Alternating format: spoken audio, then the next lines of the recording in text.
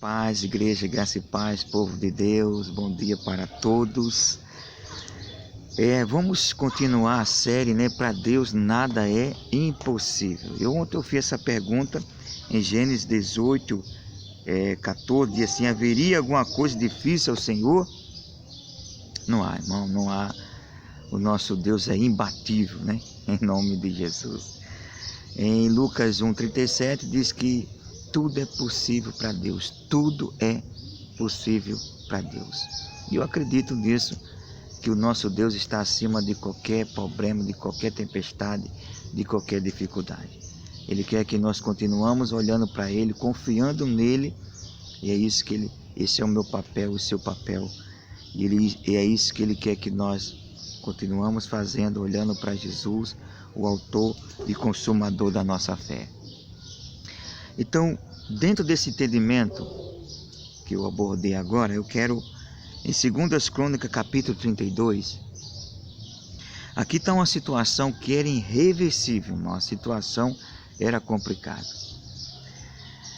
De repente, um rei chamado Rei da Síria, esse cara vinha abatendo todas as nações.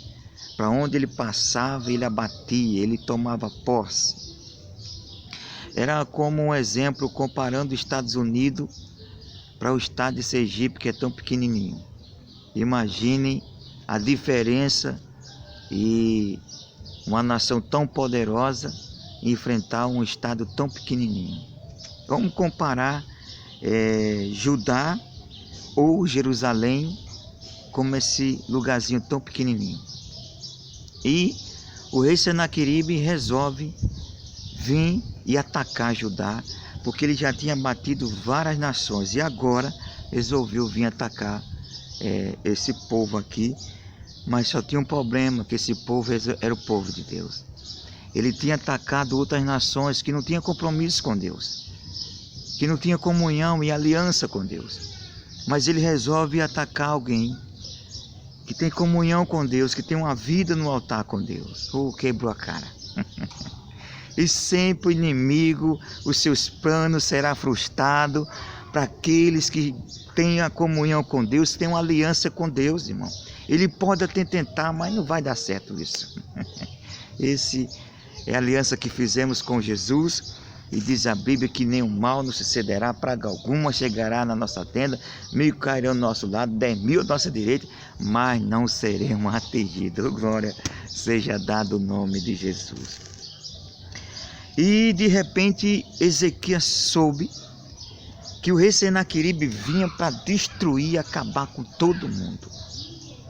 E aí, segundo a palavra aqui, diz que Ezequias teve conselho com os anciões, aqueles homens que eram mais sábios, o que deveria fazer numa situação dessa. E eles começaram a fazer conforme a sua capacidade humana, mas sabendo que seus olhos estavam em Deus. Eles fizeram a sua parte, mas a abater o inimigo cabia a Deus, em nome do Senhor Jesus. Mas quando chega no capítulo 32, do versículo 7, Ezequias resolve reunir todo o povo na praça e dar uma palavra de ânimos para ele. Porque quando o povo soube que o rei Senaqueribe já tinha batido várias nações e que ia invadir Judá, o povo ficou com medo, apavorado. E ele, como líder, deveria motivar o povo, colocar o povo para cima. E quando chega no versículo 7, ele diz: esforçai-vos e tende bom ânimo.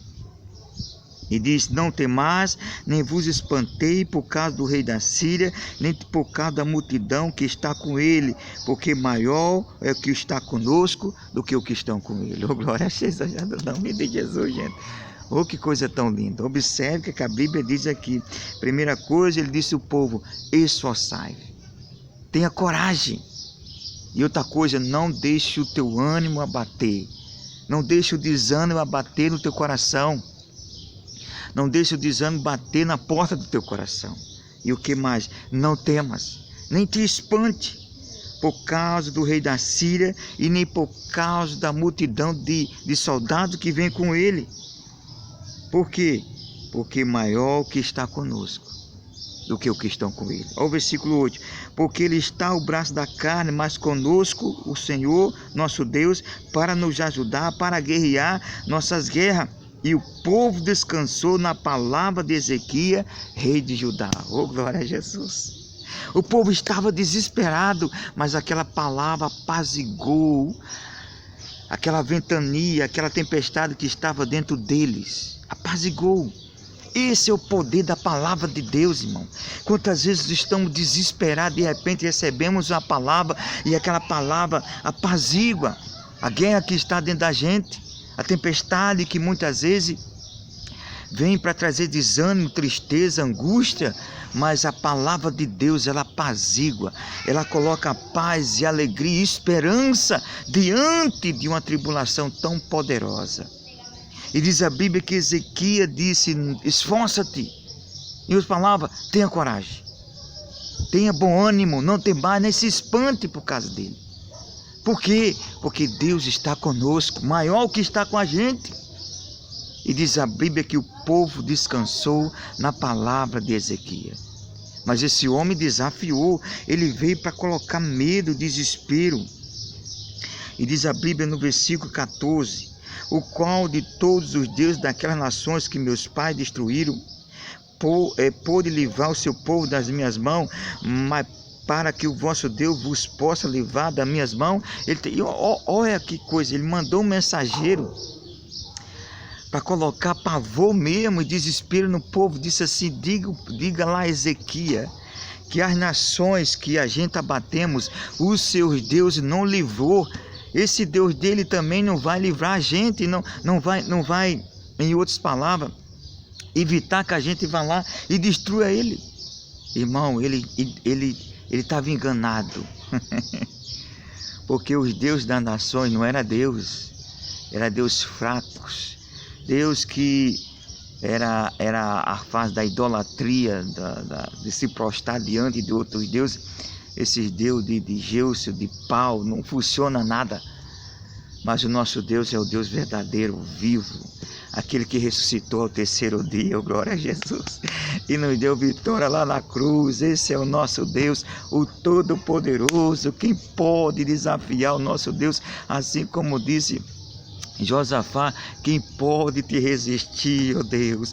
Quem pode enfrentar o Senhor? Aleluia! Esse é o nosso Deus. E de repente, quando chega no capítulo 32, versículo 20, Ezequias, porém o rei Ezequias, o profeta Isaías, filho de Amós, oraram por causa disso e clamaram ao céu. Rapaz,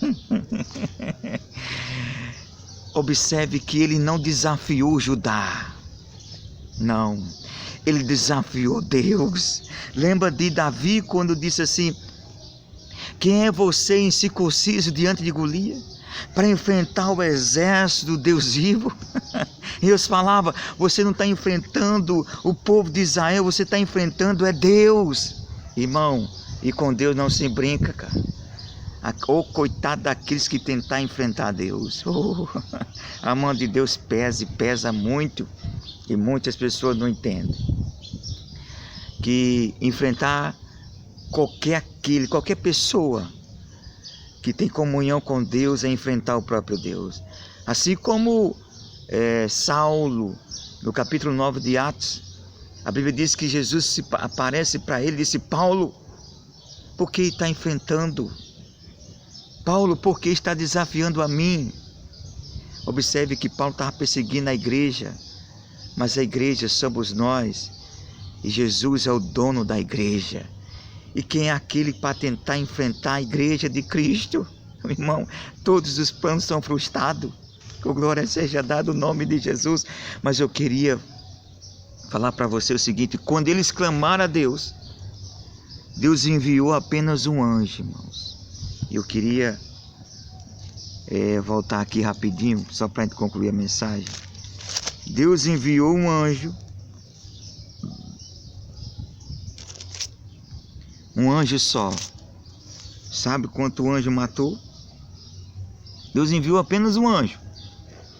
E sucedeu, pois, que naquele mesma noite saiu um anjo do Senhor e feriu no arraial do Ciro 185 mil dele, e levantando pela manhã cedo, eis que tudo era mortos, ou corpos mortos.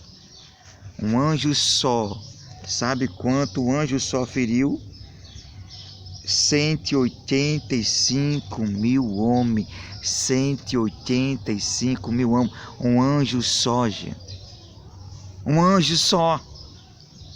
Agora imagine se Deus manda uma legião de anjos todos os dias para nos guardar. O que esse vírus diante de anjo de Deus?